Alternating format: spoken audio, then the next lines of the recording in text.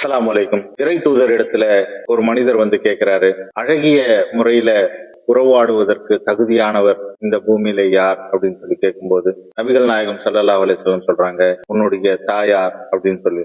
அதற்கு அந்த மனிதர் அடுத்ததாக தகுதி படைத்தவர் யார் அப்படின்னு கேட்கும்போது, அதுக்கும் நபி ஸல்லல்லாஹு அலைஹி வஸல்லம் உன்னுடைய தாய் என்று சொல்றாங்க. அதுக்கப்புறம் மறுபடியும் கேட்கிறாரு, அதுக்கு அடுத்து தகுதியானவர் யார் அப்படின்னு கேட்கும்போது மறுபடியும் நபி ஸல்லல்லாஹு அலைஹி வஸல்லம் உன்னுடைய தாய் அப்படின்னு சொல்லி காட்டுறாங்க.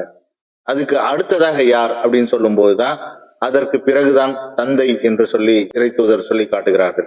இன்னைக்கு இருக்கக்கூடிய காலகட்டத்துல நாம நம்முடைய தாயிடத்துல, நம்முடைய குடும்பத்தாரிடத்துல நாம பேசக்கூடிய வார்த்தைகள் மிகவும் இறுக்கமானதாக இருக்கிறது. வீட்டுக்கு வெளியில எவ்வளவு பிரச்சனை இருந்தாலும், எவ்வளவு மன அழுத்தம் இருந்தாலும், நீங்க வீட்டுக்கு வந்தீங்கன்னா உங்களுடைய தாயிடத்துல அன்பா பேசுங்க. Be kind with your mother அப்படின்னு சொல்லி சொல்றாங்க. அப்போ நாம அந்த தாயின் இடத்துல மிகவும் அன்பாக, மிகவும் பணிவாக, அழகாக உறவாடுவதற்கு தகுதி படைத்த ஒரே ஜீவன் அந்த தாய் தான்.